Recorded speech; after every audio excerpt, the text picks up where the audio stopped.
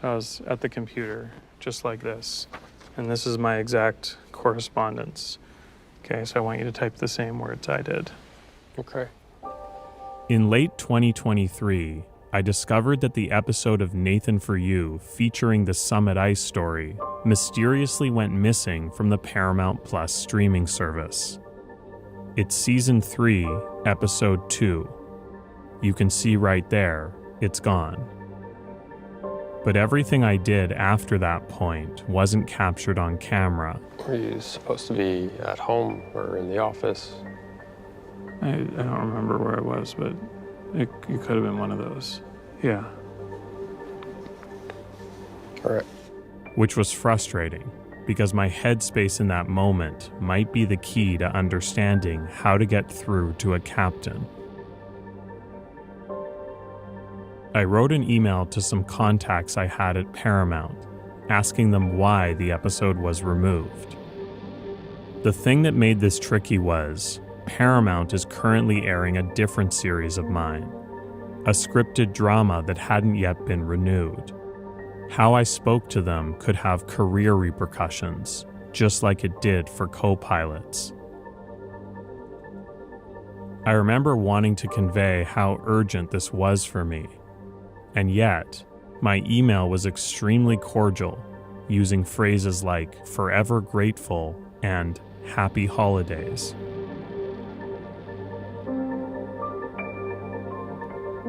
The network confirmed in their response that it was taken down intentionally and gave me a one-word explanation as to why. Sensitivities. How's that response make you feel? Frustrated? Right, yeah. I think I felt that way too. Okay, now type my reply. I was frustrated, but my reply, again, didn't communicate my level of concern. I used 3 friendly exclamation points in just 2 sentences. What was I so worried about? Think you didn't want to be too pushy?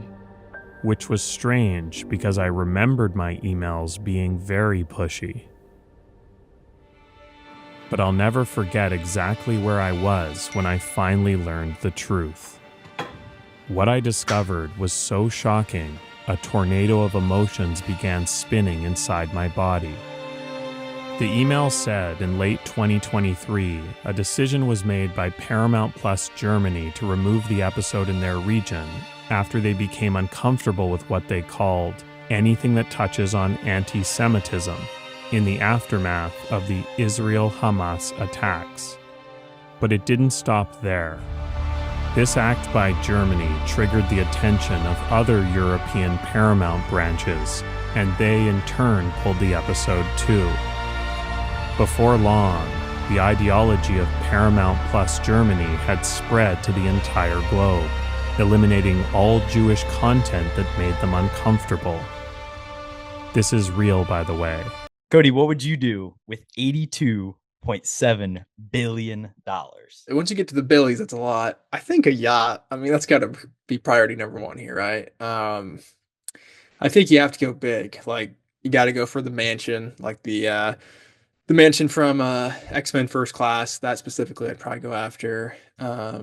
Maybe a helicopter or a private jet or two.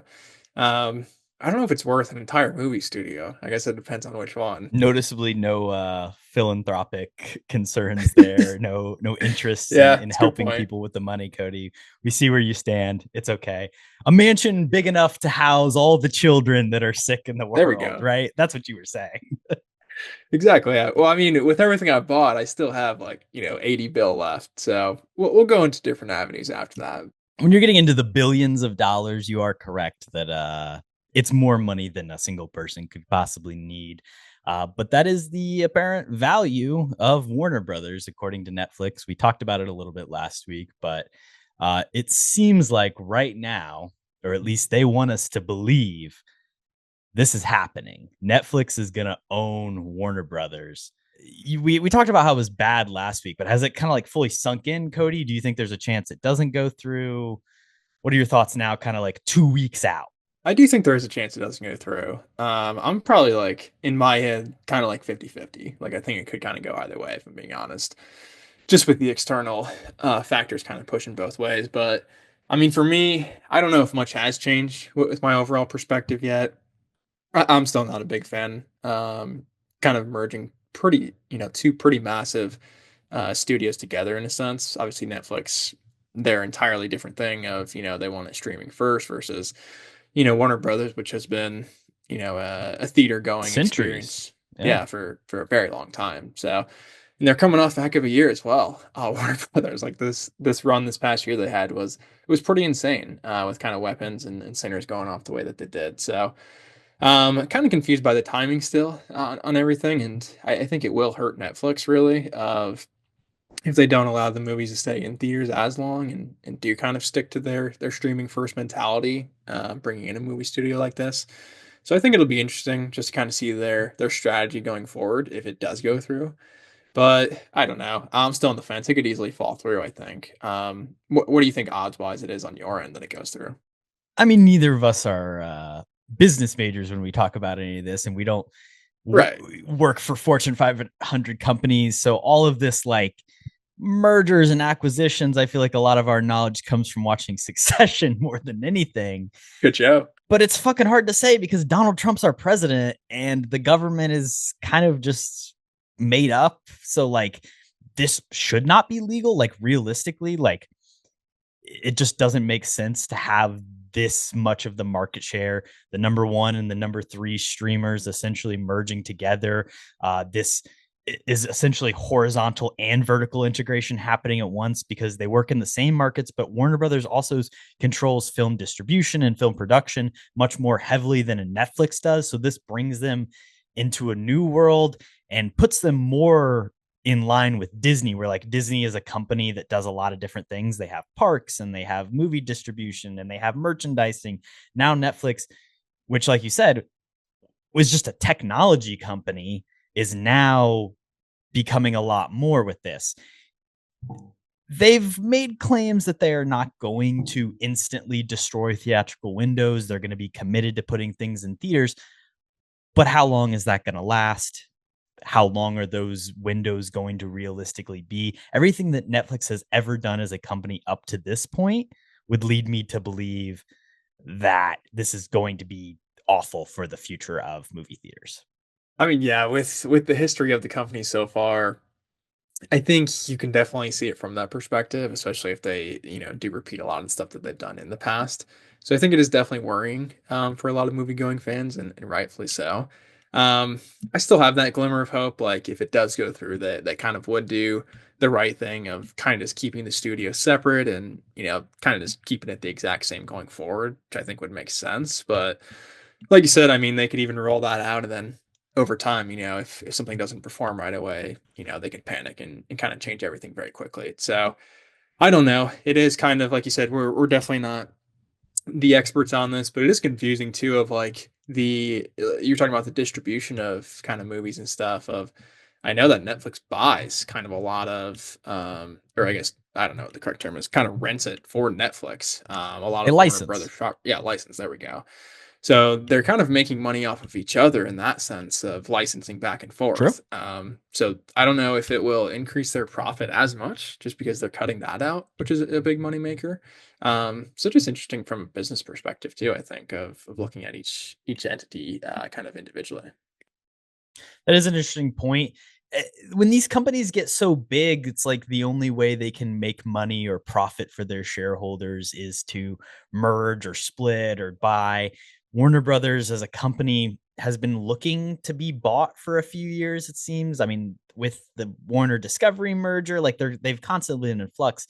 And Zaslav's whole goal, David Zaslav as CEO of this company, has basically been to find them a potential buyer. David Ellison over at Paramount has been courting and kind of pushing things, forcing all these bids to come in, saying he wants to buy them. That got us to this point, that got Netflix brought in, that got all these, Comcast, other companies sending in offers. And listen, if Paramount had won, maybe it'd be better for movies, but it would be awful for like propaganda on news because Donald Trump would basically be like owning 80% of news. CNN would now belong to Trump, which would be awful. So like there's fucking bad in every way you turn. And that's true about fucking capitalism. Like there's no way to consume anything ethically. There's no way for these companies to like not just become self-eating, cannibalizing, destructive forces. Like we said, this hasn't gone through. It may not go through. We've got at least a year until it's finalized.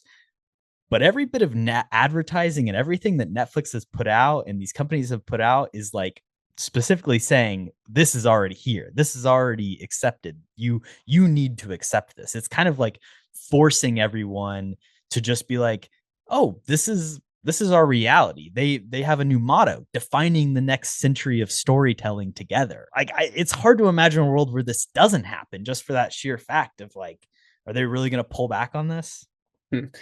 Yeah, that is interesting of their confidence with it. I mean, new slogan already. That's Literally I feel yesterday like on that- December 17th, Sarandos was on the Warner Brothers lot, walking around, taking pictures, hanging out with her. Like, I don't know. Yeah. I mean, it seems like they think it's for sure going to go through then, which is cool, I guess. They probably have a lot of stuff behind the scenes wrapped up if that's the case, but who knows, I guess. But yeah, like you're saying too, it is kind of like just a pick your poison of whoever won this, bidding war. I don't know if it would have been a good thing for any of the main players. Like you're saying, I definitely have a lot of issues. It did go to Paramount. Shout out Nathan Fielder. I got your back there, bro. But I don't know, like if it went to either of those two, which I feel like were probably the two biggest in this bidding war. I don't think I'd feel very positive on either side, really. Honestly, best case scenario would have been Comcast, I guess, which is still like you have a shrinkage that will happen here. A studio joining another studio. It's what we talked about in our Disney Fox episode. A bunch of people lost their jobs. Less movies have been produced. You can look at the fucking Paramount movie slate, and all they've got is like Scary Movie 6 and some bullshit coming up. Paw Patrol the movie or 6. It's just it's bad either way. Netflix is a tech company that wants to keep us inside, and that's like the scariest thing to me. They just want you to be on their service all the time using it and to not go other places. Movie theaters are third spaces. They're places for people to go and congregate and experience art together. And them, Amazon, all these places, they want AI to be your slave, and they want you to never get off your couch. Like it's a scary future. Like we talked about, we're living in a sci-fi movie. A lot of them at the same time, unfortunately. But yeah, I echo that too. Like I think that is the scariest thing of just being a moviegoer. Of like I was saying off the top, like a massive, studio, one of my favorite studios of watching in theaters over the last few years, being acquired by a streaming service. Like to me, that is just scary in its own, even without going into all kind of the business details. So hopefully, like I was saying, it doesn't, or they don't continue to like try to shift, like you were saying, of keeping everybody on streaming only. But yeah, it'll be interesting to see. I don't know. The physical media and the access to media is a scary thing for me. Netflix movies do not typically have physical media releases. Most streaming movies don't. It's funny, just this week, a couple Apple films got announced. Coda, the only Best Picture winner that did not have a physical DVD release, is finally getting one this year.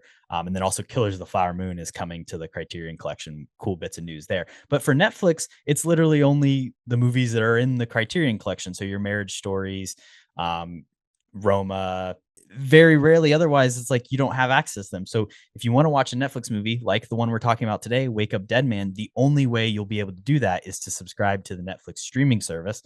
If it goes down for some reason, if there's an outage, you won't be able to access it. On top of that, we've seen this happen with Disney Plus and like some of these streaming original shows. Netflix can just take something off the service if they want to. They can just remove it to create a vacuum and to create this like false sense of supply and demand, and they can send it off and license it to someone else, like you mentioned, or they can hold things off. So what's going to happen with all these Warner Brothers titles that HBO has been licensing to other services? Are they going to be on Netflix perpetually, or are we going to see a thing of, oh, this isn't available anywhere now, it's only available on Netflix, I can't rent it, or it's gone for a few? Like it's just a lot of question marks of what's going to happen with stuff. And we've seen new shows get created like I said, Disney Plus stuff, HBO Max stuff, where it disappears off these services and the people who made them can't even find them to watch them. They're just gone and they kind of exist in this void. So it's scary to think what may happen with, one battle after another in a year if you don't have a physical media copy. That'd be really cool to see kind of physical media kind of make a massive comeback. I feel like it has definitely fallen off, at least in the mainstream. I got another stack for you, Cody, at the end of the episode. Stay I'm tuned. pumped. Could be maybe a positive ripple effect, possibly, which would be cool. But yeah, I mean, another thing too with that is like, with these monopolies, they can just jack up the prices at this point too. So it might come out to the fact of like a lot of people can't even afford Netflix, and then obviously don't kind of have access to like all of these great movies from kind of the acquisition and stuff. So I think it could just arise to people finding alternative routes to watching these other than streaming, which I think could bring up some interesting opportunities. But yeah, definitely scary on that front as well. I agree. Do you remember in 2021 when the news broke that Netflix was going to be buying the Knives Out sequels? They spent $450 million for the rights to 2 sequels, which I didn't actually realize until I was looking today. It's kind of up in the air with what happens with Knives Out 4, I think, unless there's been some new deal that's come out. I mean, that is a lot of money for 2 sequels, I would say. They laid out the red carpet, and it's tough because Rian Johnson has done a lot of, in the press talking about go see this movie in a theater. I think he kind of regrets a little bit of this being locked into the streaming world. But at the end of the day, you did accept the $450 million. So, and I don't know. I don't know if I can blame him because that's that's a big sell for a franchise of films. I mean, yeah, I don't blame him at all. I think that for that amount of money for 2 films, it's definitely worth it, even if it's not getting, kind of the massive release he probably wanted. But I think it'll be interesting to see kind of what he does next for sure. Because he's been in this franchise for, I mean, almost a decade, I feel like. Obviously, I feel like they pumped out the second one fairly quickly. And what's the difference between the three? Probably, I mean, 2019 was the first movie, and here we are in 2025. 6 years? Yeah, okay. So pretty quick turnaround for 3 films, and I mean, it's definitely something with, this Benoit Blanc character. I mean, you could probably make 10 of them and still have an audience for a lot of it. But I don't know if Ryan will want to keep on doing that or just pass it off to somebody else and kind of, go back to doing something fun and original, which I think he's really good at as well. But I don't know. Do you think he should, continue to make these? I definitely want to see more Knives Out movies. A Knives Out mystery is the official subtitle of these, which I think is kind of dumb. More Benoit Blanc mysteries for sure. He has said his next movie is going to be something different, which excites me. Like you said, doing original stuff or doing, just switching it up, what you're doing, not being stuck in the same thing. I think can be tiresome. He finished on a very high note with this film, Wake Up Dead Man. It's not my favorite, but I really, really loved it. It's one of my favorite movies of the year. I think it's a successful kind of conclusion to this first trilogy of Benoit Blanc.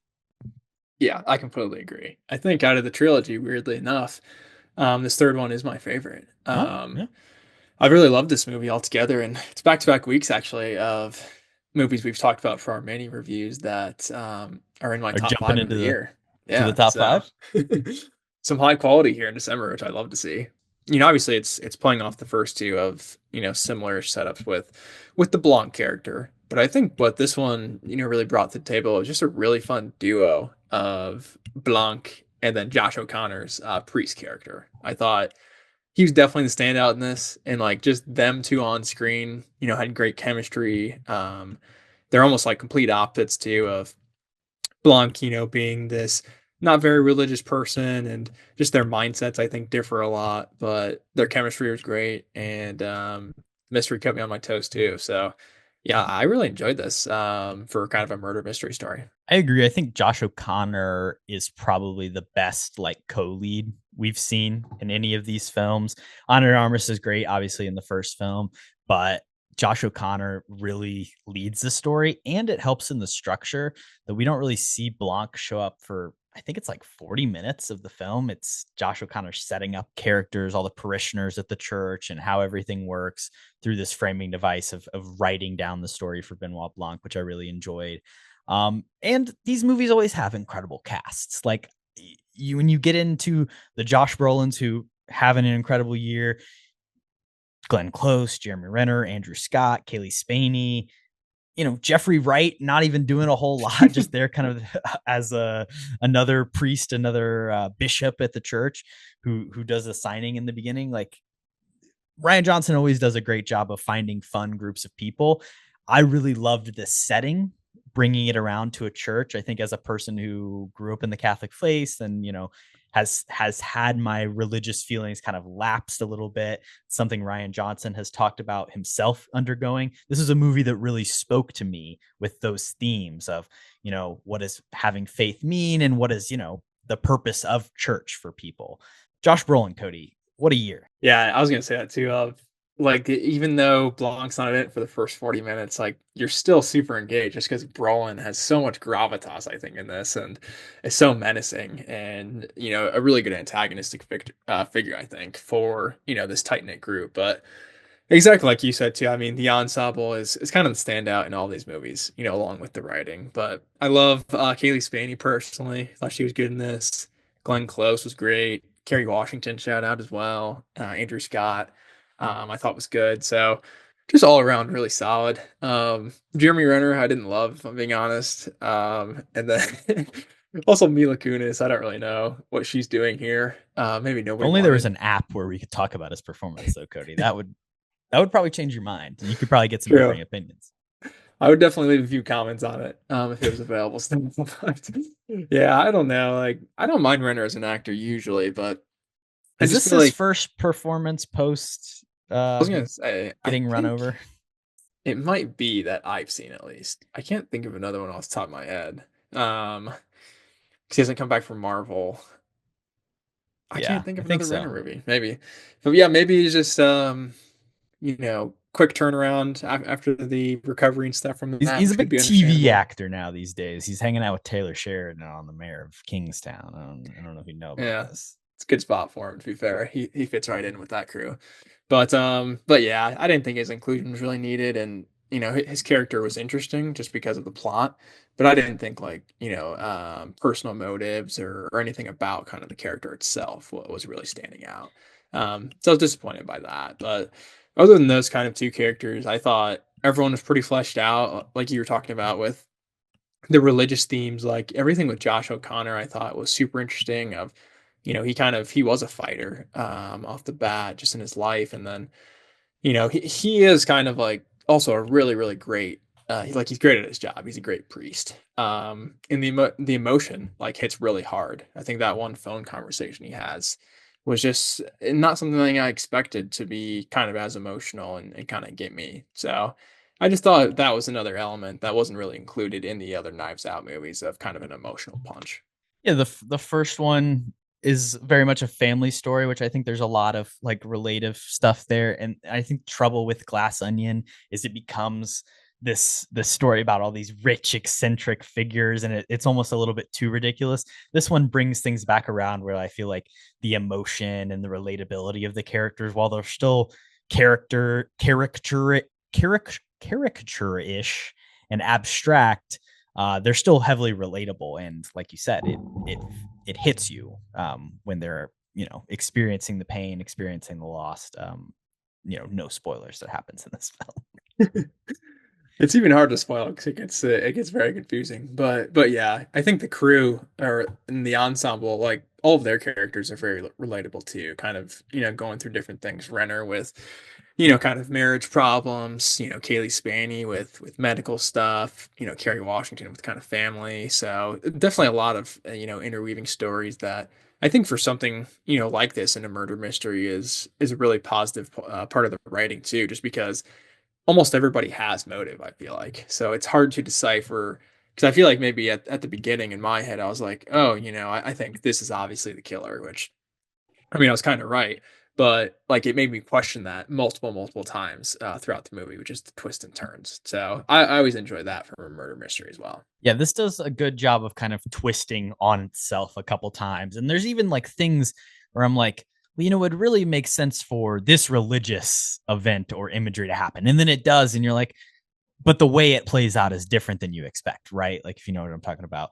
And this movie also does the thing that I think all the Knives Out films do, and all great, mystery movies do, and movies that I just love, where it's kind of like recontextualizing the events as you find out more, replaying the same thing over and over based either on like personal perception or memory. There's the great moments in the Knives Out films where every time you see the birthday party, it's different who's on the either side of Harlem. This movie has a great kind of recontextualizing of what happened in the church many, many years ago with Josh Brolin's mother.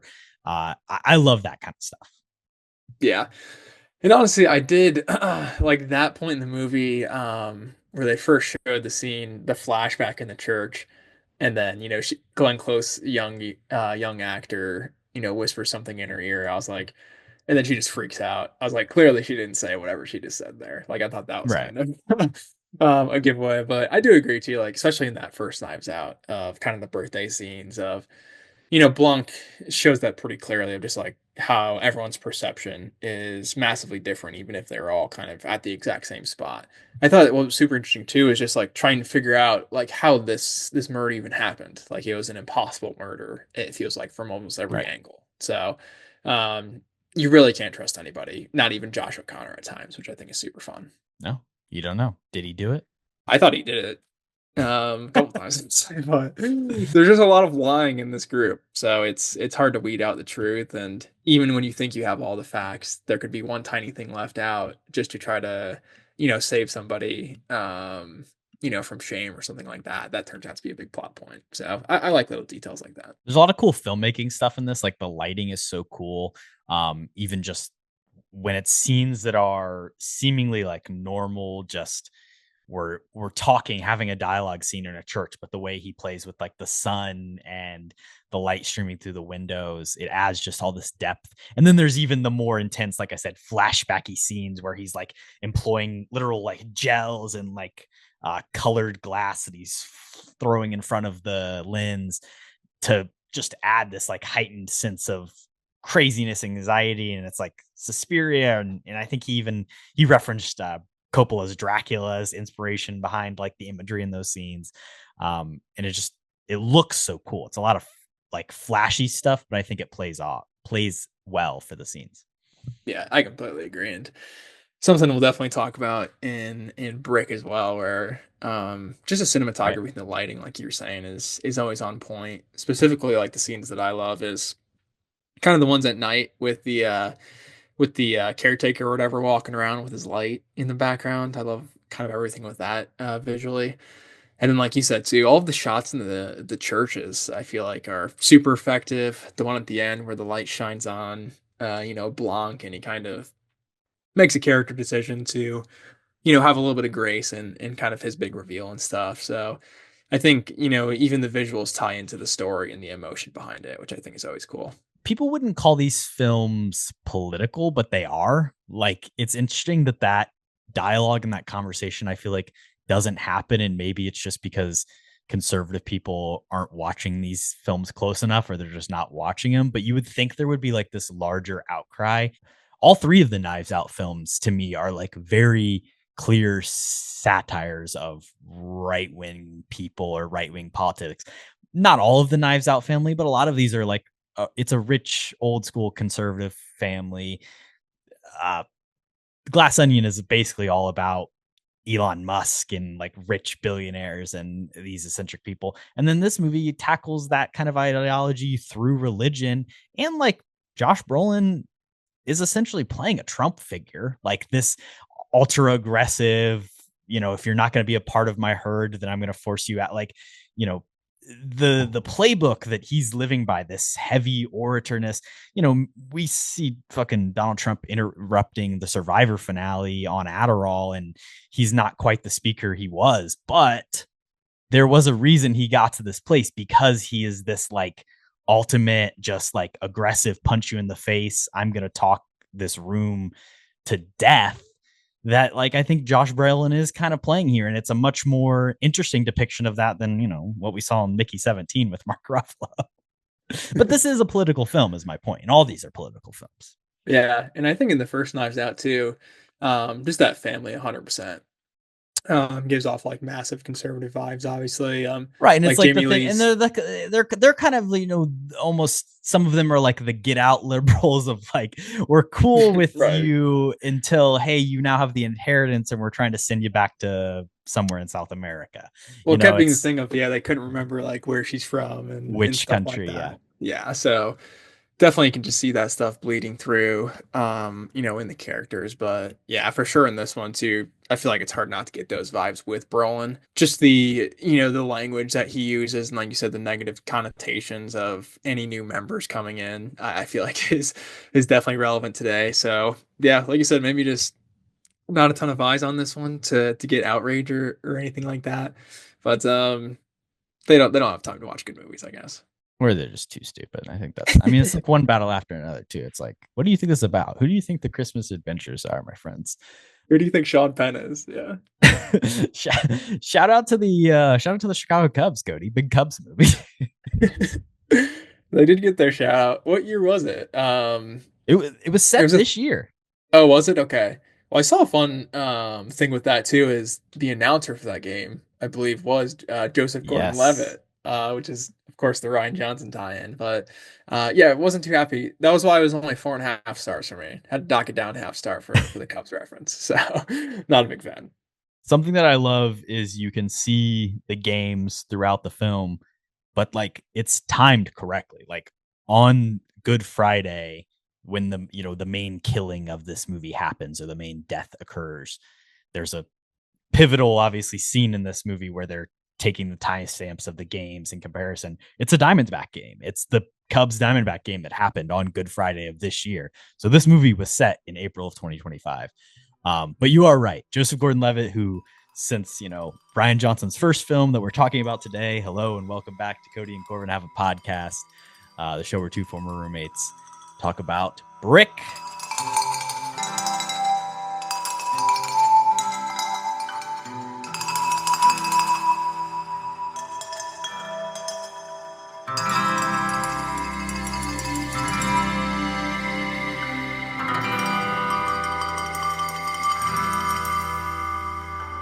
Since Brick, his very first film, till now, JGL's in all of them. He's going to cameo. And it's funny because it's like I rewatched the scene this morning and he's barely in the background. You can hear him like saying like Merriweather did this, while fucking Thomas Hayden Church is talking to Josh O'Connor. Like it's barely even there, but Joseph Gordon-Levitt, Knives Out, Glass Onion, uh, Brothers Bloom, Last Jedi. He's in all of them. And deservedly so after, I mean, starting off with an absolute bang, like Brick, which we'll get into. But yeah, it is fun. I mean, even like his cameo in Glass Onion, like it's so quick, it's so easy to miss, and obviously same with Dead Man Walking, or whatever it's called. But and obviously I didn't realize that in real time. I Dead didn't know Man that that was Walking. him. Wake Up Dead What's it Man. called? Wake Up Dead Man. Close stuff, man. I mean, it's Knives Out 3, if we're being honest. But Sure. I do really like Joseph Gordon-Levitt. It's kind of a thing too, where I feel like he's not as crazy relevant anymore. Like we're gonna do his mini draft at the end, spoiler alert, but after a certain time period, I feel like he's just not pumping out stuff as regularly as he was, which I feel like is disappointing. So would love for maybe Ryan's next project to kind of, center him in a film. I think that would be really cool. But I think their partnership is awesome and it definitely comes out, in this movie. Something that I wanted to include was like, early films from directors that I haven't seen, but like I like them as directors. Like they've gone on to do stuff that I have seen. And I always feel like there's early stuff in people's career that can kind of get forgotten about. And this one specifically is like that just because I feel like it was on a crazy, crazy shoestring budget. Um, and I think that is super noticeable throughout the movie. But it's just the fact of like the writing and the characters I think are really good. And then of course just like the shots and the lighting are still really impressive, even though like this movie, I think I saw online the budget was like under 500K, and it was all kind of like privately financed, just through like friends and people that Ryan and some of the other producers knew, and they also filmed it at Ryan Johnson's old high school. So just like the fact that something that I really enjoyed came out of, something that was on such a small scale budget, I think is really, really cool. It's basically like a calling card film. It's a true Sundance movie. Like you said, $450,000. Let's get the parents' construction company to put down some money and bring in an up and coming star in Joseph Gordon-Levitt, but also like mostly a cast of unknown actors. Literally film it in your high school.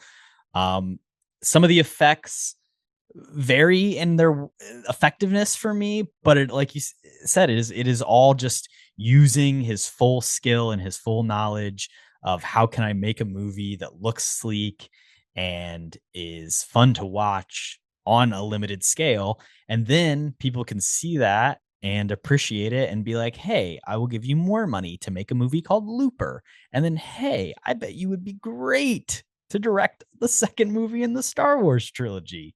It's funny. You have a complicated relationship with Rian Johnson. He's one of the first filmmakers we ever covered on this podcast. You love a lot of his work, but you also hate some of it. How does this fit into the world of understanding him? Do you think you could go back and watch Last Jedi now and appreciate it more?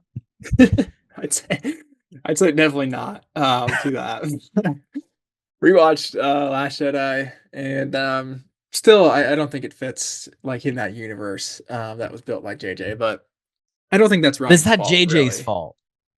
I think it's both their faults, really. Yeah. I think it's Disney's fault for not knowing kind of what story Sure. they were going to tell over 3 movies more than anything else. But yeah, that movie for me is still very disappointing. But I mean, after seeing this, I think Rian Johnson in general is a director I really enjoy. I really like Looper. Maybe I shouldn't tell all of my Joseph Gordon-Levitt picks for later, because I definitely will be drafting that. But I really Don John #1. haven't seen that, to be fair, but shout out ScarJo. But yeah, Rian Johnson, I mean, I really enjoy all the Knives Out movies. Kind of everything that he's done other than The Last Jedi, I feel like I've been a big fan of, and Brick included. I was shocked at how much I kind of like this movie. So it's probably one of my favorite like super low budget films, because I feel like with me, it's just hard to get engaged in movies like that, just because the characters do have to be, super gripping and like larger than life, that, you follow through the story like something like this, where, I mean, not a ton happens. Like there's action of, just like some fist fighting and stuff like that, but it's pretty much just a full on more drama, but with like kids in high school. So I think that that kind of genre blend is fun. And then, I mean, it's a typical, like opening to the story too, of, a character dies, and, it was his ex-girlfriend. So he's gonna, try to track down the people who did this. Like, I feel like that's not, the most unique thing of all time, but the fact that you have JGL in the lead, and then you're kind of just thrown into this completely different world with these two characters of the Pin being the kingpin of this gang, and then, the muscle guy named Tug.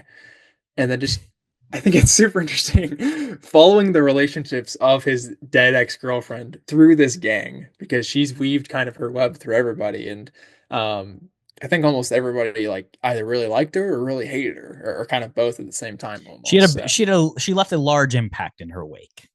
I'd say so. I mean, she's got 3 guys in love with her on that side of things. So impressive stuff. But I just 3 thought, potential like, baby daddies. yeah.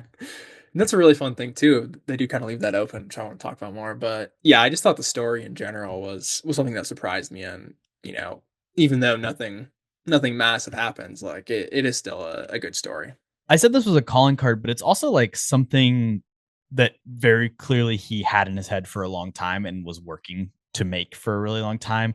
He wrote the script when he was 22 and essentially spent all of his 20s trying to get it made, trying to get that money raised, until finally he's like 30 years old and he's making this movie about high schoolers and going back to his high school and doing this thing.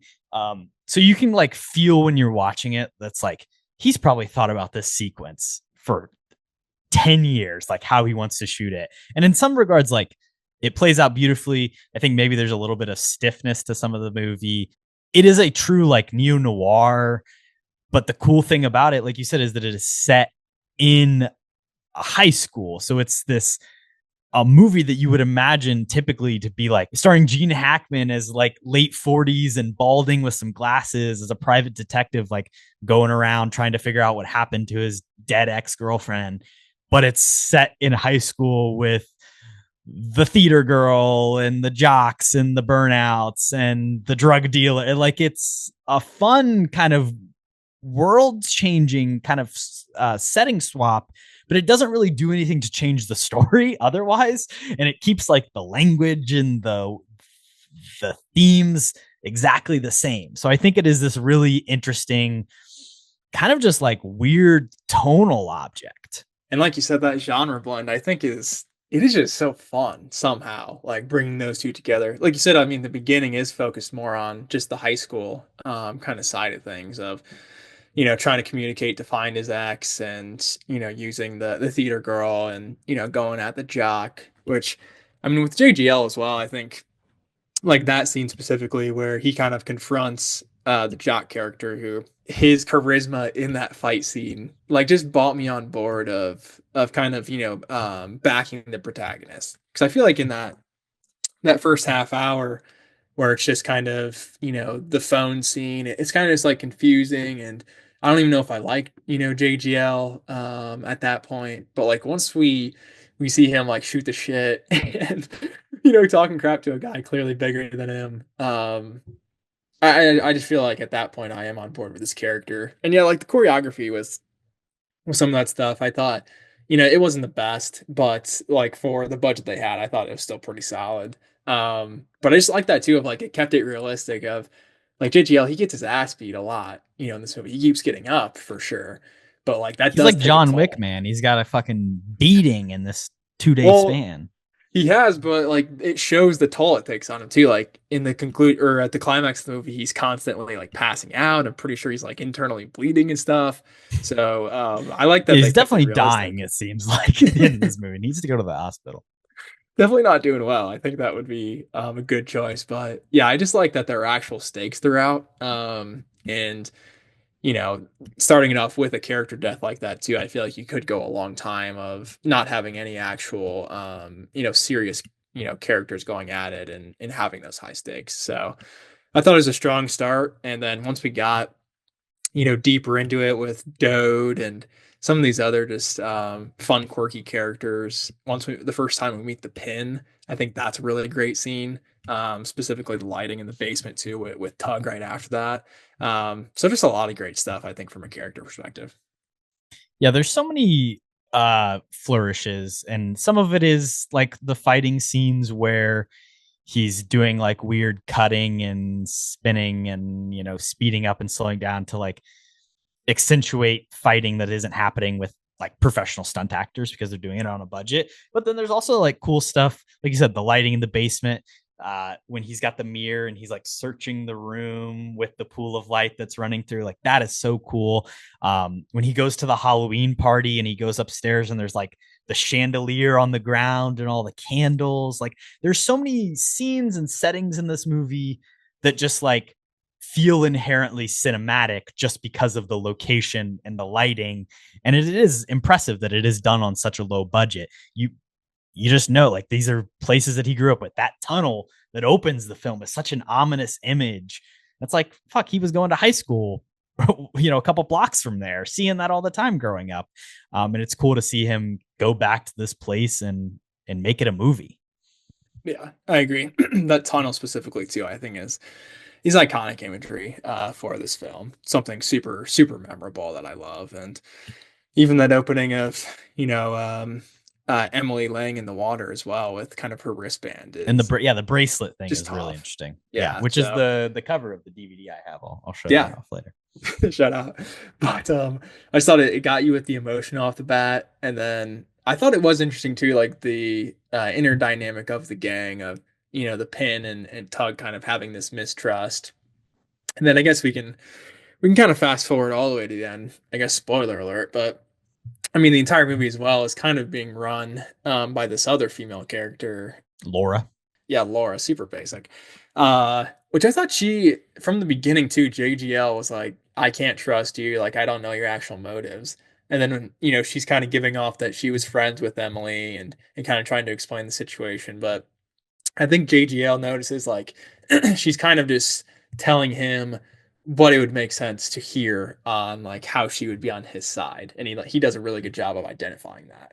So the fact that he was able to kind of sniff out that she is kind of the one behind the scenes of stolen the brick and kind of just want these two guys to go to war with each other. I thought that like the gang dynamic itself like was something that kept me engaged too. I think we could probably move into favorite lines. I imagine you had to have written some down, but I had one here, particularly in that interaction where he said, "I'd have to tie one eye up watching both of your hands," which is just like these weird like turns of phrase things, or the way they're communicating is so intricate. Another one, "You're going to make me curious being so curious." A lot of this is based on Dashiell Hammett, who notably wrote The Maltese Falcon. Some of this is like direct quotes from him, but he was, doing like these detective novels in the 30s that Rian Johnson just kind of loved growing up and was reading them in high school. And the reason he found out about them is because the Coens talked about them in reference to Miller's Crossing as an influence on that. So it's this kind of like cool. He was so into cinema that he heard his favorite directors reference a book, and then he fell in love with these books that influenced this movie and permeated his career. So did you have any favorite lines? I did have that curious line down as well. I really enjoyed that one. And in that scene too, I wanted to shout out for the cinematography of, kind of the sunset at the beach in Cali, which I thought was really just cool setting for that conversation. But honestly, like it's hard for me to pick out super specific quotes. I think there are just like certain scenes that it I kind of really washes love. over you, the script. Oh yeah. Well, it's quick too. I mean, but it's quippy, like, but also at the same time, they are all using their terminology. It's like at the beginning with that early phone call. I had no idea what the hell she was talking about. Like I was It's lost kind of there. like Ocean's 11, like the heist speak in that, where it's like there's this whole other language to this world. Yeah. Which I thought that was good. And like the character running that too of the pin, I thought he was super swaggy of his he's got his cane with kind of the duck head on it. And then like Tug, I don't even know what his style was of like was there like was it a Wife beater, scar pink or beanie. but he's like He's got a bleeding. crazy build too, like Yeah. the way he walks and the jeans. He's pure muscle, which I love. But yeah, like was He's like he a cartoon bleeding? character, kind of. He really is. And also, I mean, he'll kill so quickly as well. Like his interaction with Dode, like that was a super intense scene as well, where obviously Joseph Gordon-Levitt is trying to figure out a way to not let Dode, reveal the information about him. But of course, just with the mind games already going on with the pin and Tug, like they just assume he's talking about Tug, and then Tug, ices him before he can even say anything different. So I thought that was ironic. And then the same thing with Dode too, of like he just sends a guy after JGL to just slice him with a knife, to try to kill him as well. So, like all of these different character motivations, especially with kind of the love triangle or the love square, I guess is that what it's called when it's four people? I don't Well, know. that the insinuates that. the geometry Yeah. doesn't really work there. Yeah.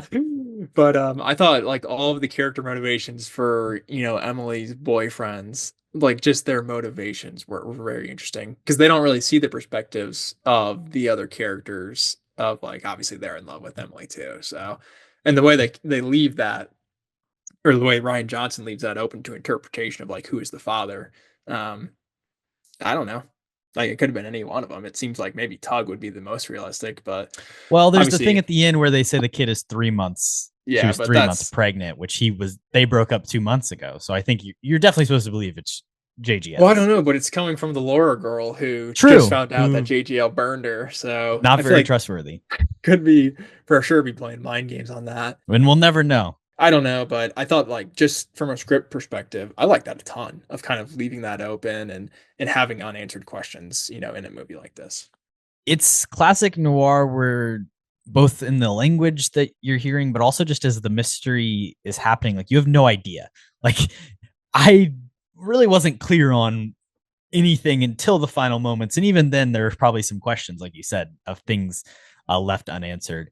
Roger Ebert in the Chicago Sun-Times said, it works in the sense that the classic Hollywood noirs worked. The story's never clear while it unfolds. but it provides a rich source of dialogue, of behavior, and incidents. So it's kind of also almost like the Tenet thing of like, maybe I don't need to understand this, but I'm just going to sit back and have a good time because funny man talk funny.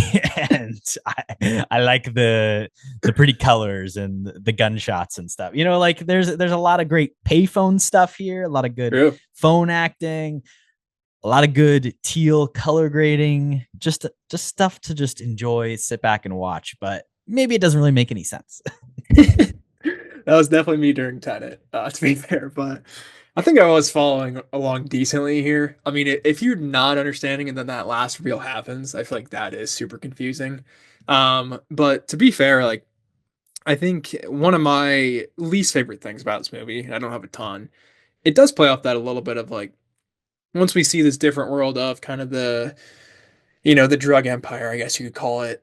I think it downplays it a little bit just by that one scene with the Pin's mom of being like still taking this back to reality of these are still kids. But then like right after that, that scene where they go down, or maybe it was before that too, but where they go down to the basement and the lights are off and they turn the lights on and there's like 8 kids just standing, outside guard. I was like, what the hell is this organization? Like, this is crazy. But the fact that it's in, a mother's house, I think does downplay it for sure.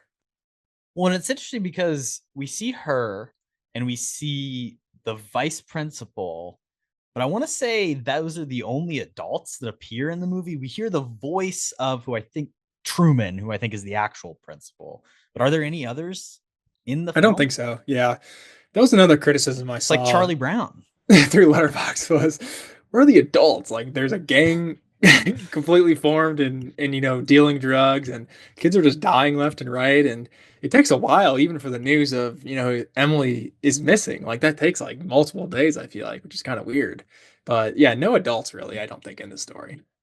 Oh, and I question why Joseph Gordon-Levitt hid the body. Like that's probably the most Yeah. confusing thing. Like, and I get like he just wanted more time to figure out things, but pretty suspicious to pick up your dead girlfriend's body and hide it and like not tell anyone. Well, and the fact he got caught doing it is like, I Yeah. mean, you didn't think it out and you didn't look around either. So that's the thing of, I thought that was interesting between him and Dode of like, Dode has this clear motivation of he thinks he killed her. Like, I think that is definitely a reason to, have somebody be against the protagonist like that. But yeah, not a great plan, I don't think. I guess it's hard for him to explain a little bit. They could go back and look at that phone booth call, and that probably, doesn't make him a prime suspect. But the ending, it does wrap it up nice, where I mean, he just plants the body on on Tug basically, but then sends him the letter as well. So That's why JJ's you definitely need it, I guess. You gotta he's have the definitely a body so rat. you can plan I it. mean, yeah, for sure. And I think that's the only reason he did that, I guess, to be fair. But yeah, he definitely ratted out his former boy as well, who I think was the backstory with that too is like JGL and his good buddy were like drug dealers. They got more affiliated with Emily, and he thought Emily was gonna continue with his buddy and be a drug dealer or something. So he just ratted him out as the cop, which is kind of tough. And then yeah, this time around, I mean, he completely does it again. So I don't Yeah, know. and that's the stuff that like I don't know if I just buy this like Joseph Gordon-Levitt backstory that he was some like hardened former drug dealer and now he's like turned for the VP and like it's just he doesn't really work for me in some of this. He kind of just looks like John Lennon with the glasses they got and the haircut, and it's not detective, noir lead. I don't, it's a really tough because it's like who can be like 17 but has a receding hairline like Gene Hackman and a mustache. I don't know. It's not possible. You just want a receding hairline, I think. I think so. You got to. But I think he's got the look just because he's gotten like the Chinatown, like just he's gotten his ass beat Sure. look. Like I think he's Yeah. got that going for him at least. But yeah, I mean, I think that's just the genre blend too of not everything is gonna mix and match perfectly that you would want it to. So for him being the lead, I think he is good for especially like the emotional stuff. More of the physical and just acting all together. I mean, everyone in this film is definitely early on in their careers. I feel like you can tell, but with hindsight, I know with I keep mentioning this Dode guy, but he's worked with him multiple times. Well, that's the thing. He's in So, Knives. He's in all the Knives Out movies. He's in Looper. He's yeah. another just. I mean, this movie, Rian Johnson says, is like the most important thing for him, his career, and finding his like true friends and collaborators. Joseph Gordon-Levitt, Noah Segan, who plays Dode, the composer of this film, who is his cousin, Nathan Johnson, has composed every single one of his films. The cinematographer for this film is the same cinematographer on Wake Up Dead Man, has shot all of his movies. Like, he's got these collaborators and people he found working on this movie that still he's working with today. And it's cool to see. Segan, Joseph Gordon-Levitt, I think they're both pretty solid in this. Levitt, this is an interesting point in his career.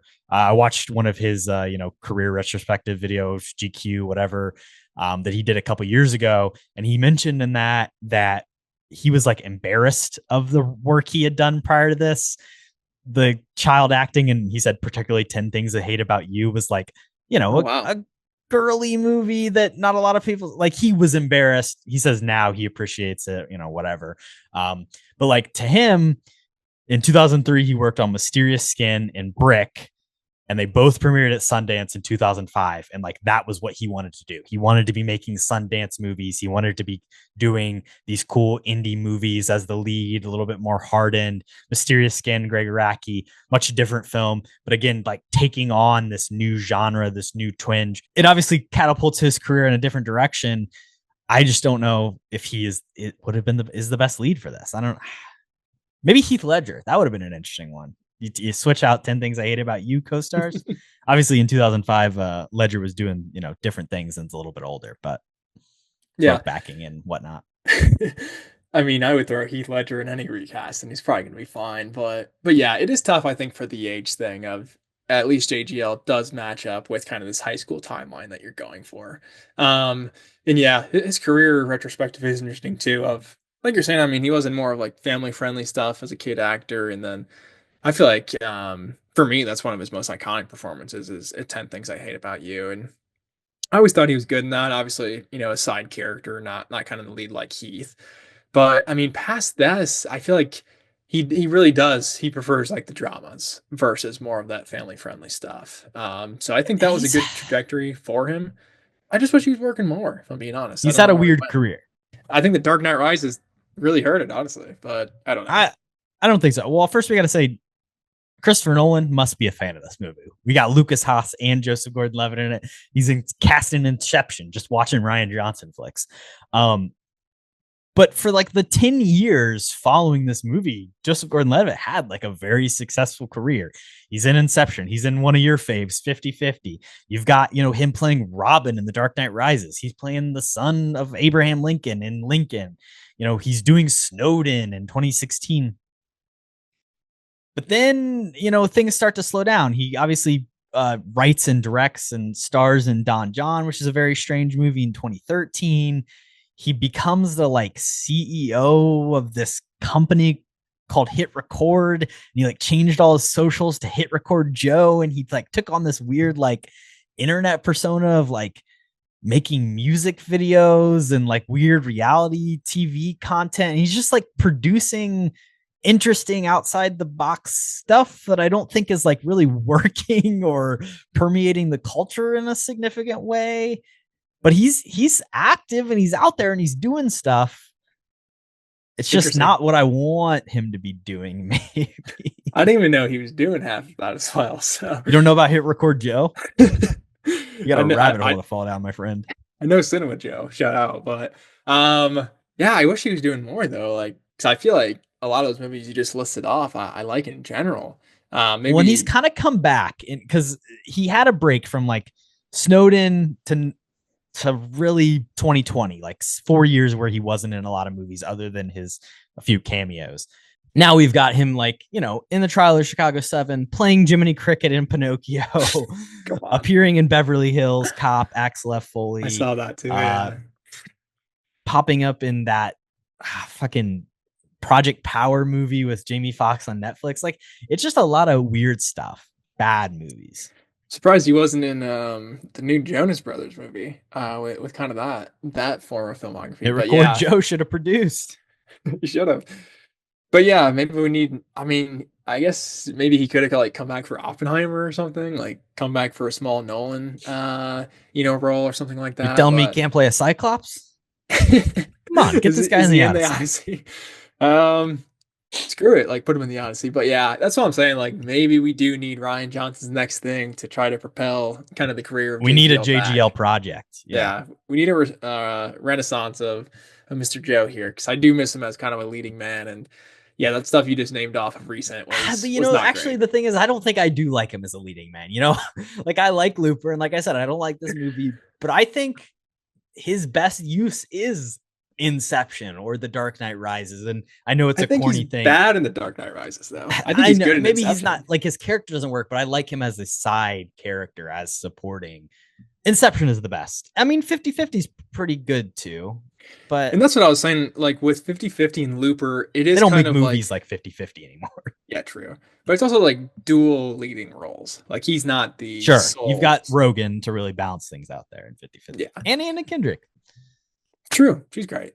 But yeah, I mean, I guess I agree of like maybe just put him in a great duo with somebody else that can really carry.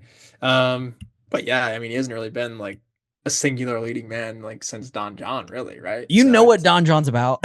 yeah, it's about like addicted to porn and masturbating and dating life and stuff like Yeah, it's that, all right? about him just beating his meat the entire movie, So it's like I wonder what kind of effect that has on a person's career as a movie star. It's got ScarJo It's though. a I mean, come The on. movie has some stuff going on. Like there's ideas there. There are some like I'd be interested in seeing him direct another film. It's weird that that's the only one he's done. I think he was tapped to do something for Apple TV, like maybe write, direct, star, do a series or something. Hmm. But I haven't seen if that's going to actually go anywhere.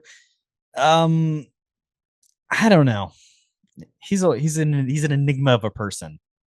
Yeah, Jiminy it's a good Cricket show. though. Yeah, oh man, I forgot he did that. But yeah, I think maybe Don John would be a good future episode, which would be fun. But let him direct again too. Screw it. Get Ryan and him back together, and then let him go for his Oscar bait, directing and starring in his own movie. I think that'd be great. But let's just bring him back in some aspect. Go I full think. Bradley Cooper arc. You love director Bradley, so I won't turn from him too much. I But still yeah, haven't seen Is This Thing On yet, so I'm I'll actually excited to see hold my that. Like comments. out of Bradley Cooper's movies, that's probably the most excited about, like just from a trailer perspective. So shout out Will Arnett, underrated. I think it's probably going to be pretty bad, but It was getting like when we were doing our Oscar picks, it was getting like some screenplay buzz. So hopefully it's not terrible, but we'll see. you know what I say? No. Is this thing on? No.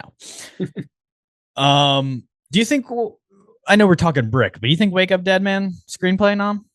I don't think so, unfortunately. I was also very disappointed to see it was not in the best cast shortlist. Just an absolute atrocity. But I feel like it just hasn't been getting any buzz, even though I feel like, obviously both of us enjoyed it, and I think a lot of other people did too. But for some reason, I haven't really been seeing that it's going to get a lot of noms.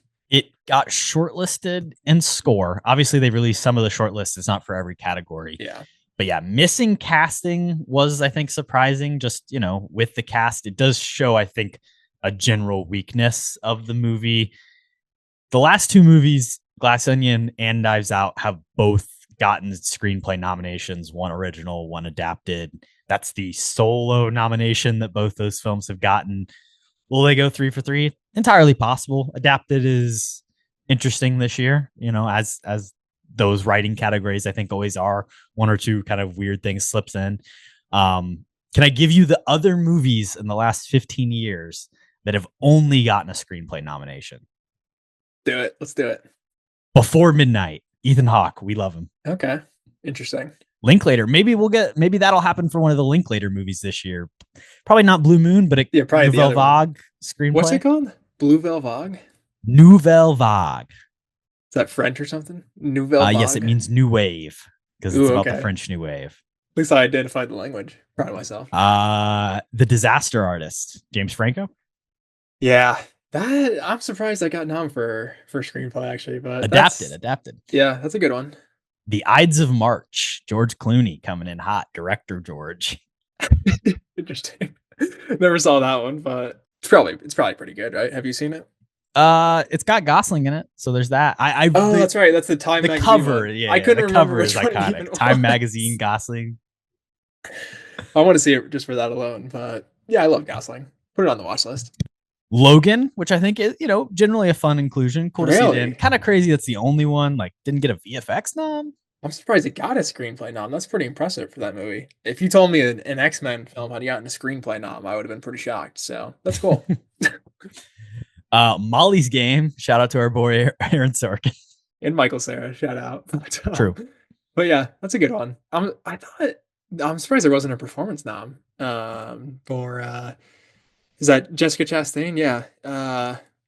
Or Idris, I guess. I'm surprised by that. I feel like that's such a like lead actress nomination, like type True. of role, though. It does feel Chastain baity a little bit. Yeah. It got screenplay nominations at the Golden Globes, WGA, BAFTA. Wow. Not seeing any acting nominations. Must have been a stacked year on the. Chastain got the Detroit Film Critics Society. She was nominated for Best Actress, so there's Let's that. go. That's something. Put that on the and mantle. also at the Palm Springs International Film Festival, she won the Chairman's Award. Interesting. Palm Springs kind of fun. It kind of sounds like Palm d'Or. I mean, yeah, close enough. It's the Florida version of the Palm d'Or, but not bad. Could be worse. Only other one and adapted here is a movie called The White Tiger, which actually I'm not familiar with. Apparently stars Priyanka Chopra. Interesting. Ava DuVernay produced. Interesting. 2021 movie. So got that screenplay not too long ago. White Tiger. And then the originals for you. 20th Century Women, starring Greta Gerwig. We love that. Another Year, The Big Sick, Kumail. First Reformed, Knives Out, of course, The Lobster. Oh, wow. Nice. Love that connection. Margin Call, May December, which was a recent one. Good Deserved movie. more noms, yeah. Everybody wanted the Charles Melton nomination, but it only got the screenplay. Moonrise Kingdom, Wes Anderson, not an Oscars guy, but he did get the nom there. Nightcrawler, should have been Jake G, should have been. Yeah, that's crazy too. That's no Renee Zellweger either. Yeah, Renee Russo. Or Renee Russo. Fuck, you're right. Renee Russo. That's an atrocity that the performances there are not noms. That's actually shocking. So what is that, like 2015, 2016? What are we doing? That's embarrassing. September 5 should have got 0 Oscar nominations, in my opinion. And then Straight Outta Compton. Oh, no score or no original songs, and I don't know. Scores probably. No performances either. I don't know. I would have thought that would be at least nom a couple other spots. But interesting. Good. I feel like that one's a surprising one that it got a screenplay nomination. Yeah. So cool that it out of all the things for it to get nom for, I feel like I am makeup and hairstyling. Pretty solid. They made them look like they were NWA, dude. I mean, one of them it's his kid, right? It was he had the DNA already, so wasn't as he had hard, the hard part. Yeah, it's hard, but still he did 50% of the work. True.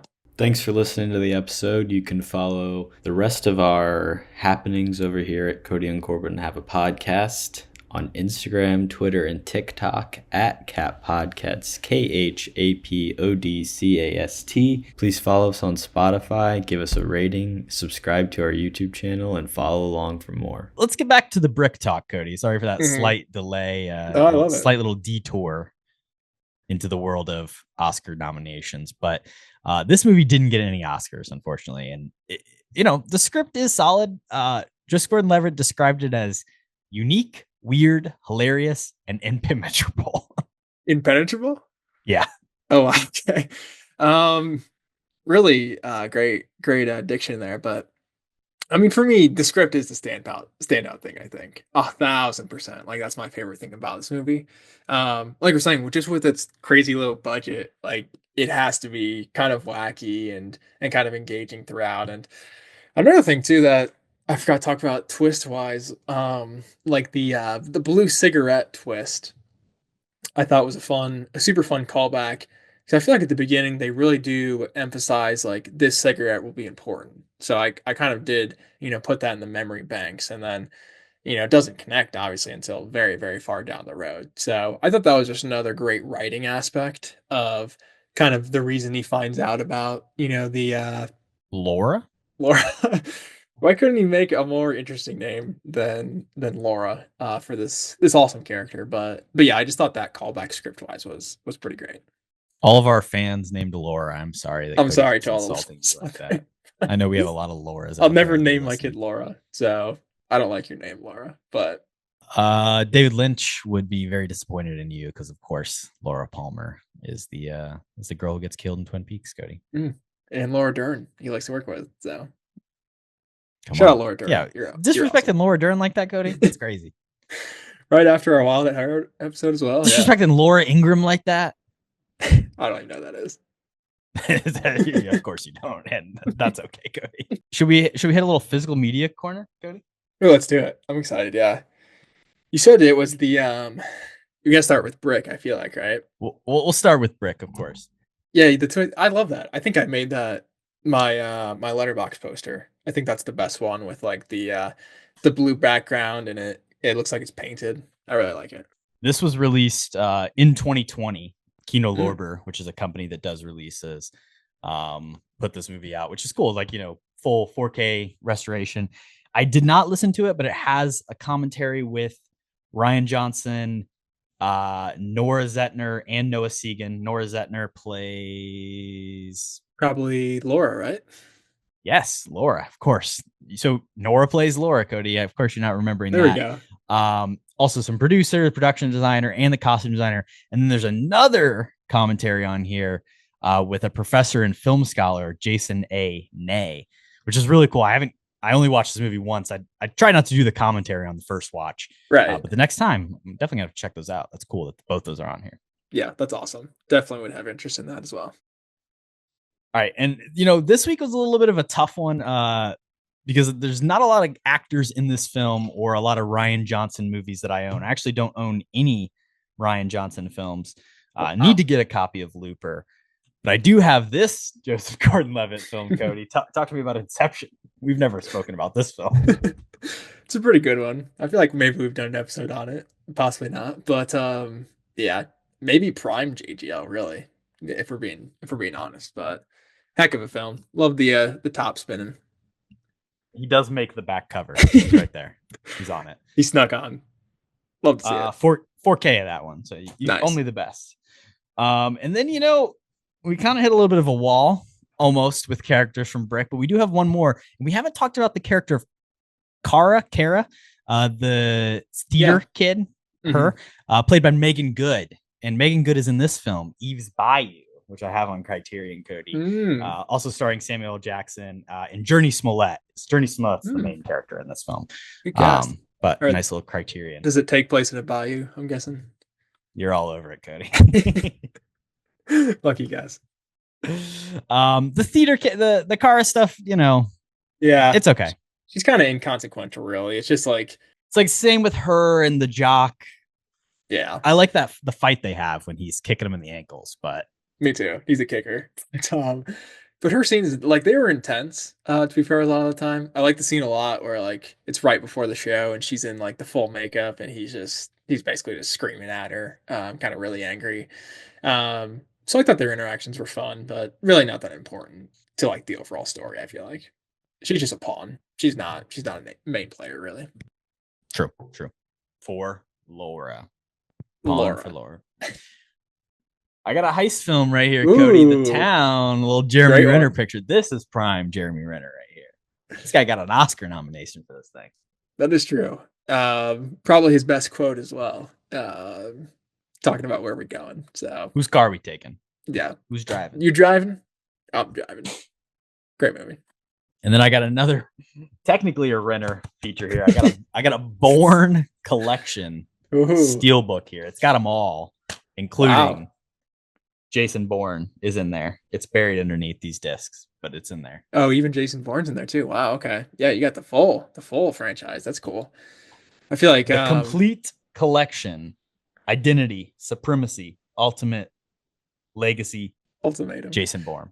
I feel like the first three on their own, like they're probably worth more than like the full franchise because 4 and 5 really suck. It But lessens the value of this. yeah, it's like If if I you just take out cut the these two out, discs. yeah, it's worth more. But great franchise. Shout out Damon. Shout out the Odyssey. And shout out to Renner, of course, for his work in Wake Up Dead Man, Always, where he yeah. did nothing wrong, of course. He also had no Um, lines, but kind of weird for a main character, but not really main character, but for the plot, he's important. what do you want him to say? Josh Brolin, Kody. We got some Josh Brolin flicks here. We got Ooh, Sicario. We good got picks. Dune. We got No Country for Old Men on Criterion. What's your favorite Josh Brolin? Oh man, that's tough. Brolin's, I mean, probably. I mean, he is in Dune Part Two, so probably that. I need to get Um, a. I don't have a Dune Part 2. If anybody's listening, wants me give me a Christmas gift. there we go. Good reminder. But man, that's tough. I would maybe say Sicario. Obviously it's a Denis flick, but that one's up there for me too. No Country is. I mean, as a movie, is my favorite movie he's in is probably Weapons, to be honest. But Yeah, um, that's up there too. I think Forgot about that. his best performance is probably No Country. His dad's best performance is definitely Catch Me If You Can. True. Goated flick. It's in my top 4 in my letterbox now. So shout out. Made its way Ooh, back up. breaking in. Thanos. What do you think about his work as Thanos? I mean, yeah, like Infinity War, that's a great performance. But I mean, Endgame is just like he's not even. I mean, he's obviously relevant, but it's not like character wise he's as relevant. So definitely a good villain. What the MCU needed, but I don't think it's his best. Cable. Okay. I've always been a bit of a downer on Deadpool too, but it is good casting for Cable. I think that would be a fun one to bring back, like in Doomsday, just randomly. Like I would enjoy that a lot, but yeah, not great. And then I'll also highlight the great film Men in Black 3, of course, where he plays young Tommy Lee Jones. He does a good young Tommy Lee, I would say, but that's your franchise. Mib 2, just terrible. That has been another physical media corner. Lucas Haas, who I think I probably have only ever seen in Inception. I do like him in this movie as the Pen. He is just like kind of menacing, honestly, for most of, like you kind of understand why this guy is a kingpin, a drug dealer. When it comes to like Dode and Tugger, like there's something kind of comical about everything they're doing, but I don't think there's really anything funny about the Pen character.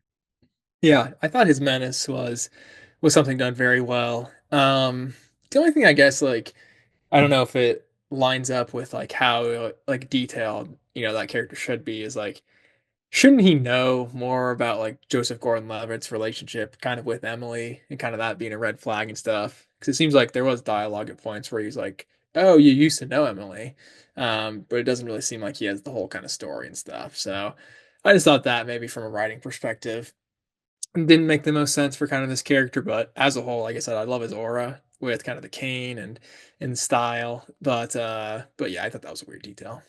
There is a little bit of like, okay, all these people go to high school together. Shouldn't they know a little bit more about their lives or what's going on? And I think that's kind of maybe the pre-social media era of this, and also just the fact that they're taking like this adult detective story and slapping it into high school. But it does feel like there would be more gossip in general, and this movie kind of Yeah. lacks that. Well, I guess what I'm kind of confused on too is like I don't think the Pin and Tug like go to their school, right? I think they're like separate. No, I don't think Penn does. I think I don't think Tugger, I'm not too sure about. because he shows up and he decks Joseph Gordon-Levitt, and then That's true.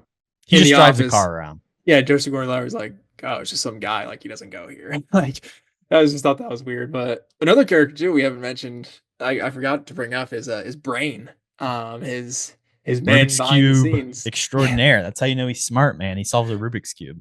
Yeah, I thought his character was actually pretty awesome as well. Kind of being, the guy behind the chair. Shout out Spider-Man Homecoming. But I believe too, like Brain is JGL's brother, basically. But it's not like super spelled out. I don't know. It's just like he continuously covers for him at home and stuff. He's always kind of leaking information from Laura and other people as well, and the theater chick. So I just thought him behind the scenes was a funny character for kind of this nerd. Yeah, I mean, he's like constantly like tail her to lunch, like doing all this Yeah. stuff for him. And the scene between them in the library, where it's kind of like shot through the library stacks, is one of my favorites in the film. Again, you get that whippy dialogue back and forth where you don't really understand half of what either of them are saying. But the camera's kind of just peering through the bookshelves in a really interesting way. Yeah, that scene is awesome after he finds, Emily dead and stuff, and he decides to, exact revenge and everything. And um, I love that's another great line too of where he's like kind of, convinced me I shouldn't do this, and Brain's like, yeah, you shouldn't do it, but you're stubborn, you're hard headed, like I know you're going to. So I just thought all of their interactions were kind of super wholesome, and you could just see they had that connection. I do question at the beginning of this movie why he doesn't instantly assume brick means drugs. Like it Yeah. takes them a while for them to figure out that they're talking about like a thing of drugs. And it's like, well, you used to deal drugs. Brick is like not that inside baseball of a term that you haven't heard, heroin or like, like, you know what I'm saying? Like, it's just kind of silly that is not the first place they go. Yeah, especially because of his past, like you said. Like, seems like he was involved with drug dealing, so it makes sense for her kind of to still be, on that avenue and everything. But yeah, I mean, it's coded. It's obviously, they're trying to keep it, pretty hush hush, excuse me. But I like that terminology. Like, I like brick as kind of the code word for this weird. I mean, what kind of drug even is it? It's It's just kind of like heroin, heroin. Okay, I think. I mean, it's but like, obviously yeah, when it's they crystallized. So yeah. yeah, Well, and also too, when the ninth brick gets stolen, it gets cut with some like laundry detergent, basically, I think. yeah, and then it gets put back, and one of their homies gets, killed from it because they mess it up No, too he much. wakes up. He wakes up at the end. It's Oh, okay. does he? Yeah, Frisco. Because that's the thing. Which one was he who woke up? Well, they don't show it, but they say at the end Oh, in okay. kind of like classic noir fashion, where they're like, "Well, we figured all this out, but Frisco woke up and told the cops anyway." So it kind of Gotcha. like it all solved itself. That was nice. Um, Yeah. but the first line that she says on the phone to him is, "I did what she said with the brick." So I guess like right there is everything you need to know. It's a she that's telling her to do something. The brick is the drugs. Like he could have solved it all right there. It's Laura. Sure. Would have been a lot shorter movie. But yeah, I think on rewatch, like I was saying, like that initial phone scene will be like a lot better. Just because like in that opening scene, really, I don't know what the hell's going on. Like they're talking about the pin, they're talking about tug, they're talking about bricks. I'm just completely lost in kind of all of that terminology, I feel like. So I feel like the rewatch value will be high on a movie like this too. Definitely. I really like the scene with the vice principal. Richard Roundtree plays plays the VP there. Good name. Just a really fun scene because he's almost like the police commissioner, almost like talk to him, and it's that fun. You're the rat. You're gonna tell me what's going on, and it's just that is like I think the dynamic in the moment when the movie like finally really clicked for me, and I was like, oh, I kind of understand what this is trying to do and the way it's kind of placing something familiar on something familiar in kind of a stacking way. And it all made sense. Yeah. I thought the scene was decent as well. Just kind of going more in depth on the relationship of, JGL's past of ratting out his boy, obviously. But then, the continuing relationship of, you're kind of, like you said, our inside man, and we're gonna try to use you to, figure out what's going on with the next organization and stuff. But I just thought like JGL being like leave me alone. Like, stuff's gonna go down, but like you gotta stay out of my hair. I thought was interesting, and as the movie goes on too, like I thought that very brief phone call that they had, where he's like, "Oh, this girl's missing. That's what we want to talk to you about." And then obviously at that point, he kind of just goes on the run. So I did think that dynamic was cool to see fleshed out in that one scene. And Richard Roundtree, of course, played Shaft in the original Shaft film, 1971. Oh, shout out to Roundtree, but I'll have to check that out. Any other final thoughts on this movie, Cody? I'll just say final thoughts. I mean, I think I've been pretty positive on this movie altogether, and I think that is mostly just because of like what I said off the bat of like tiny script, like directorial debut, filming it at your high school with a bunch of unknowns.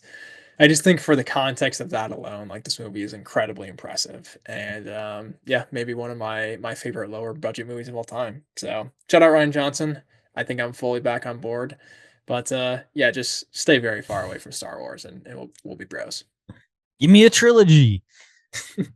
Nah, It's one of those movies that can inspire you to create something and be like, he did this with not a lot of money and he worked his ass off for 10 years to try and get it made.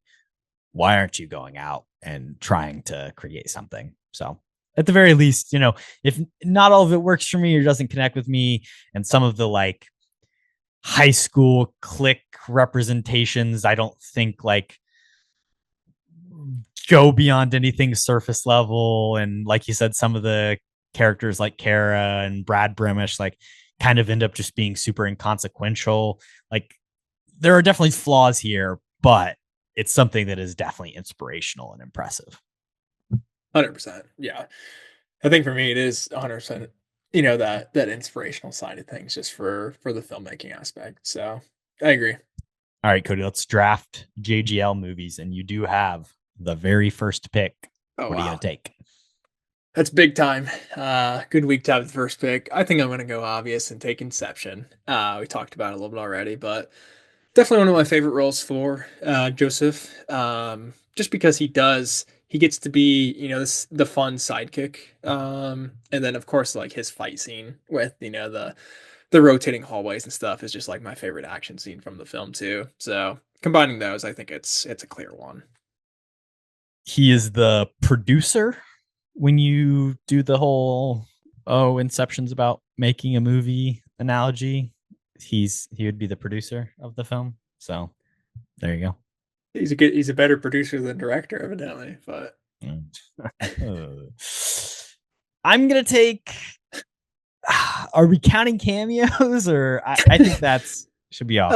I think it depends on the cameo. Like, if he's not like for Dead Man Walking. Is that what it's called? No. Try again, Kody. I honestly don't know what it's called, but I don't think that counts if he's not like Wake Up Dead Man. I mean, a dead man does. I did think he was walking for a second, to be fair, but yeah, I don't think like that or the Last Jedi should necessarily count. But it depends. We can debate it. But what about him yelling, "We have the nanny cam footage" in Knives Out? Is that good enough for you? I don't even remember when that was. I watched it this year. When he plays a detective on a television show that Ana de Armas's little sister is watching. Oh, right. We have the nanny cam footage. The computer screen. I'm just kidding. I guess. No. We're not including it. I just really wanted to say we have the nanny cam. I forgot that was his cameo. That one. I'll take Looper. My second favorite Rian Johnson film, I think. Or maybe third now behind Wake Up Dead Man. It's an interesting top three there, but the interplay that he has with Bruce Willis, it's another character that I think maybe on the surface doesn't make a lot of sense for him to be playing, but I think he does a really good job of, going full Willis, man, embodying his mannerisms, putting prosthetics on his faces. Good Emily Blunt stuff in this movie as well. And kind of just like a interesting moral question. What would you do if the future was at your hands? It's kind of Terminator John Connor stuff. Yeah. Great sci-fi movie, I think, and some really interesting themes like you're talking about, and super underrated Emily Blunt. So was definitely on my short list for when I was looking to snag. So good pick there. I think with my second pick, you alluded to it. I think it's probably pretty obvious, but I'm going to go with 50-50. Another just personal favorite of mine that I've talked about in the past, but one of my favorite performances for sure from JGL as well. Going a ton more of the emotional side of, him playing this character dealing with being diagnosed with cancer, and then he's got a really stoner, loopy Seth Rogen sidekick to go along with it. So just those kind of sparring tones, I think is very effective, and something I saw young and really enjoyed. So definitely we'll be happy to have 50-50. A movie you had me watch for the first time. Good recommendation for me. Not many of those, yeah. So, and it always makes you cry. You're like does. falling every time you watch it. It's a good one. Only the good ones can do that. I'm gonna take 10 Things I Hate About You with my Mm. second pick. Dang. Which is not a movie I love, but is just like classic high school fun dramedy. Heath Ledger's great in it. Shakespeare. Julia Stiles. Julie Stiles is awesome. Yeah, I do like this a lot. We probably took my 4 favorite JGL movies here with the first 4 picks, so kind of tough. But yeah, I like 10 Things I Hate About You, and I obviously Heath is great, but I do think JGL's relationship in that movie is underrated as well. So definitely a good pick. For my last pick. See, this is where we should have included cameos. Let me double check in his letterbox and see if I'm missing anything here. But my short list, I got The Dark Pinocchio Knight. is on the table, Cody. I'll pass on that. Angels in the Outfield. Yep, that was on my short list. Short list is Dark Knight Rises and Angels in the Outfield. So I think I'm going to take Angels in the Outfield with my last pick. Not a movie that I've seen recently, really, but as a child, I enjoyed it a lot. And obviously, it's got a pretty good cast. I mean, for the time with Christopher Lloyd and Danny Glover. Crazy cast. It is pretty awesome in hindsight. So, and a very young JGL. I remember his scenes with kind of the main lady in the movie. I think he's like an orphan and stuff. So I thought that relationship was touching as a child. But yeah, just an okay kids movie. But his filmography is kind of shit once we get here. So I guess I'll take that. McConaughey, Adrian Brody, the whole entire I forgot team. about is stacked, McConaughey. man. Yeah, McConaughey's great in that too. But deserves more love. I think there should be a reboot or a sequel. Make that a legacy sequel. It's not a great film, to be entirely honest with you. It's just okay. Yeah. There were angels in the outfield. That is accurate. I could take Lincoln. Yeah. Could take G.I. Joe Rise of Cobra. I Could take thought about Premium that. Rush. You ever see I that? thought The about movie that where he's on a too. bike. I have. That one's not bad. But I'm going to take Treasure Planet for the nostalgia of it. Mm. Don't remember a whole lot about the plot of this film, but I enjoyed watching it mightily as a child. I think it was on Hulu a couple of years ago, and I hit play one time, and I didn't go through with it. But You started watching the ad, and you're like, actually, you know what? Maybe not. yeah, pretty much. So I'll get around to it, but I've heard that's good. So that's probably a better pick than Angels. He is the lead of the film, so I think they were going to do a remake of that too, possibly live action. So if live that'd be action. cool. Why not? Do Yeah, them bring him all. back. Bring him back. Tangled. Did you see they cast it today? Did they cast it? Is it McKenna Grace? No. What the fuck? Who is it? Sarah Catherine Hook, Okay. Tegan Croft, Freya Sky. Oh, there's a couple people in contention, but It's a short list. McKenna Grace is not any of them. Sorry. Well, I'm guessing they're going younger, probably. Yeah, because I don't recognize most of those, so it probably is. But I don't know if that really works for the story. So I don't know. But Tegan Croft is the same age as McKenna Grace, so you know yeah, I what, feel Cody? like Entangled. I mean, how old is Rapunzel? Do you think in that, like 22? Well, I think it's probably stated very clearly because it's like a clear passage of time, but I couldn't tell you. I mean, she's of age clearly, but I don't know. Oh, this girl's on the White Lotus, but I don't know who she played. Shout out Mike White on Survivor 50. Survivor 50. I think I definitely cooked your ass in this draft, but I don't know. I think my first two are very strong. I think overall maybe you have a better team, but Inception and 50-50 is a pretty good one too, I think. I'm happy with my picks, other than Angels. have a happy holidays. Peace out. Base. Drink some eggnog. Happy New Year. All that Love me. jazz. Eggnog is fire. Heard it Bye. here first. Base. I was talking with some of my people at work about Fast Five today. Somebody was hating on it, saying they didn't like heist movies. It's like, come on, man. Well, I mean, if you don't like heist movies. It's like the best heist movie ever, though. What are we doing? I mean, I don't know about the best, but I mean, it's up there. Ocean's 11, Ocean's 13. Ocean's 12, that one's pretty good. I don't even know what are some other heist movies. There's not a ton of great ones. I mean, Dead. Logan Lucky. Inception. That's kind of a heist movie. It is. We were talking about that. I think Inception 100% is a heist movie. It's a pretty good one. I'd say it's top 5 all time heist movie. Definitely. I mean, it's one of my favorite movies. Other Fast and Furious films, The Fate of the Furious, Is that a heist movie? Point Break. Yep. Goated. That's top 5 for you. That's a future episode for sure. Point Break. If Stick of Dynamite was good, probably We would have done coulda- it. We could have done Or it. House of Dynamite, whatever. But yeah, Bigelow. Come on. Ant-Man, that's another heist movie. That's a favorite of mine. That's a good one. Edgar Wright. He knows the genre. Well, yeah. He was barely involved. Taxi Driver? Or not Taxi Driver, Baby Driver? I was like, It's kinda- Taxi Driver. Not Taxi Driver. That's a heist I was movie. thinking Edgar Wright. Baby Driver's kind of. I feel like Baby a Driver, heist movie. definitely. I mean, it's a multi-heist movie. Because that's an interesting question. It's like, if you're doing a lot of heists. Is one heist enough? I mean, probably not. Because Fast Five, really, it's one heist. I mean, I guess they have to Yeah, steal it's just some like cars or something. It's multiple places. I mean, Because they're they steal the police cars at the beginning. So I guess there's a mini heist. Yeah. when they steal a lot of the money to start with, then they just burn it for no reason, and then Well, and then And it- Jason Momoa was there too. I don't know if you remember that. not for that one. No, retcon, sure, but they burn the money, so they put it all in the same place. So then they only have to steal it from one place. It's a genius plan, man. This Dom Toretto guy, he knows what he's doing. And they switched the safes. That's the big thing. Probably a top 5 reveal in movie history, really. But Have you seen Inside Man? I haven't. Watch that. I think I had that on my watch list though. Heard some solid things about it. Denzel, right? Clive Owen, man, he's doing the heisting.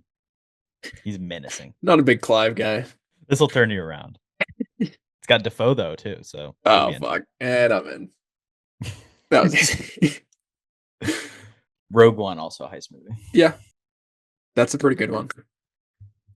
Rogue One's elite, so I back that. What you've just said is one of the most insanely idiotic things I have ever heard. At no point in your rambling, incoherent response were you even close to anything that could be considered a rational thought. Everyone in this room is now dumber for having listened to it.